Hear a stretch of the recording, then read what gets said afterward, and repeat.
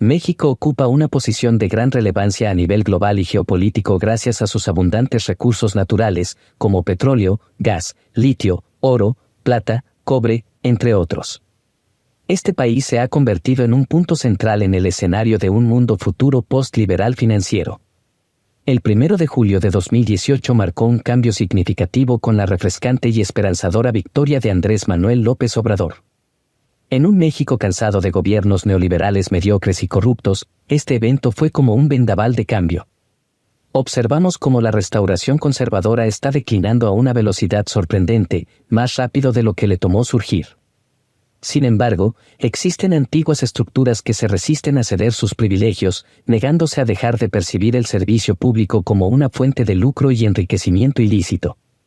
Aprovechándose de su posición pública, buscan llegar al poder por cualquier medio, respaldados por medios nacionales e internacionales. Uno de estos métodos es la llamada guerra híbrida, orquestada en Estados Unidos en contra de un gobierno legal y legítimamente constituido. ¿Pero qué implica exactamente la guerra híbrida? La guerra híbrida es un concepto que se refiere a conflictos en los que se utilizan una combinación de métodos convencionales y no convencionales, así como tácticas militares y no militares, con el objetivo de lograr ventajas estratégicas de manera integral. Este tipo de guerra implica la utilización de una amplia gama de instrumentos, como fuerzas militares convencionales, operaciones encubiertas, guerra cibernética, desinformación, guerra económica, sabotaje, entre otros. En una guerra híbrida, los actores involucrados buscan aprovechar la complejidad del entorno estratégico, aprovechando diversas dimensiones, como la política, la económica, la social y la tecnológica. Este enfoque busca desestabilizar al adversario y lograr sus objetivos mediante métodos que van más allá de la confrontación militar directa. Es importante señalar que el concepto de guerra híbrida no tiene una definición única y puede variar según el contexto. Se ha utilizado para describir conflictos contemporáneos en los que las líneas entre la guerra y la paz, así como entre los actores estatales y no estatales, se vuelven borrosas.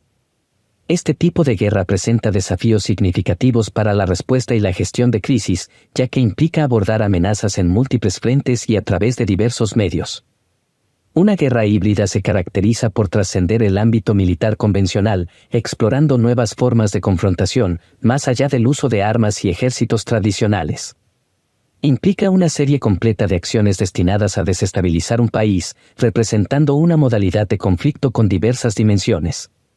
La estrategia principal busca encubrir a quien ataca, con un amplio espectro de tácticas y métodos que van más allá del despliegue de fuerza militar convencional.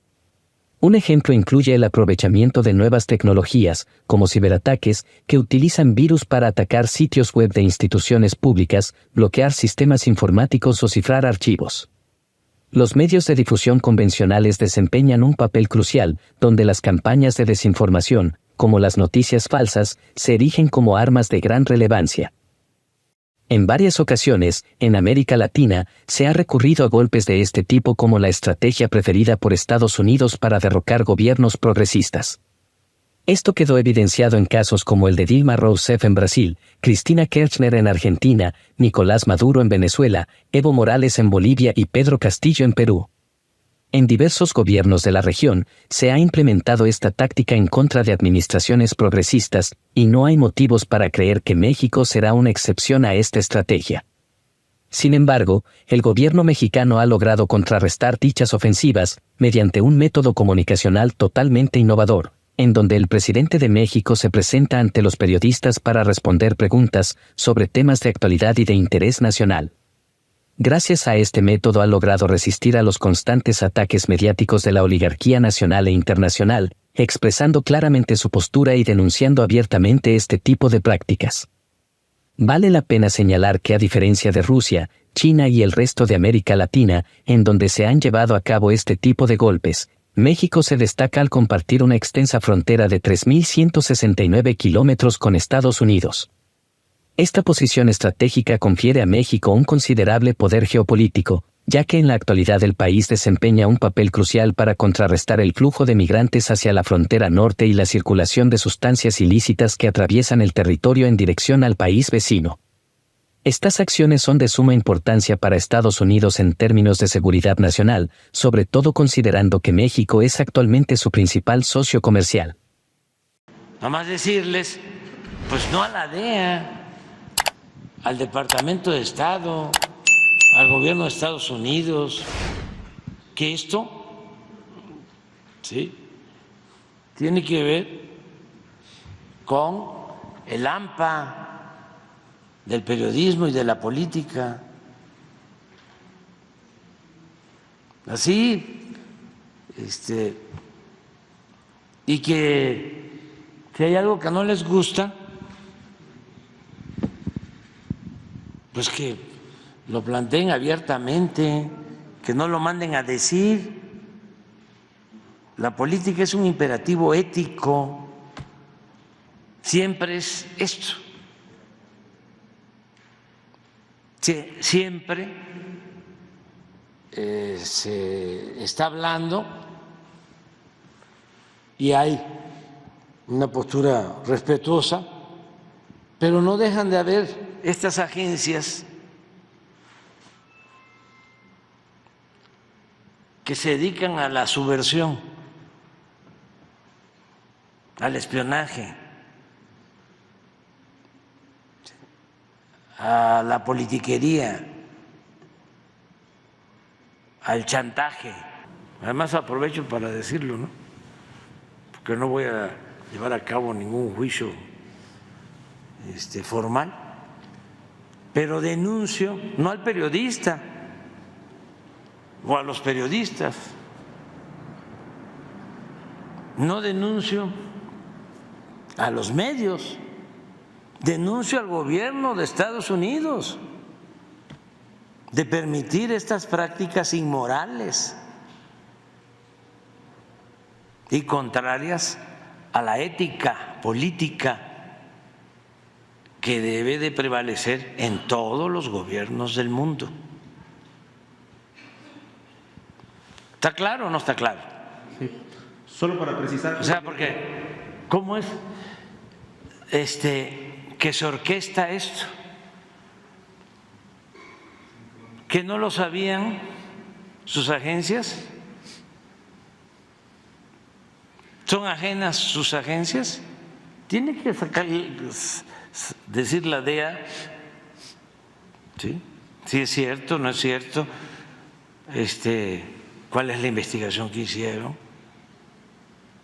cuáles son sus pruebas, pero no la DEA, el Departamento de Estado. El presidente Biden debería de enterarse de esto, porque ¿cómo vamos a estar sentados en la mesa hablando del combate a la droga si ellos o una institución de ellos está filtrando información y dañándome, no a mí, a lo que represento? No sé quién. Entonces, ¿cómo vamos a estar hablando de migración y vamos a estar hablando, ¿sí?, de combate a la droga y del fentanilo?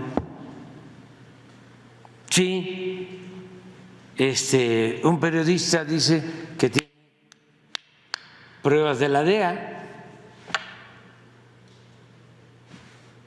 y que ese periodista de repente consideró que era importante hacer un reportaje en estas fechas electorales en México, de pura casualidad. No, aquí es como se decía antes, ¿de parte de quién? ¿Piensas que este tipo de acciones por parte de Estados Unidos hacia México se incrementarán, especialmente durante el periodo electoral con nuevas elecciones en el país? ¿Crees que el intervencionismo estadounidense tendrá un impacto en México? Queremos conocer tu opinión, es muy valiosa para nosotros. Puedes compartirla en los comentarios. Si disfrutaste del video y eres nuevo en el canal, te invitamos a suscribirte, darle me gusta y compartir.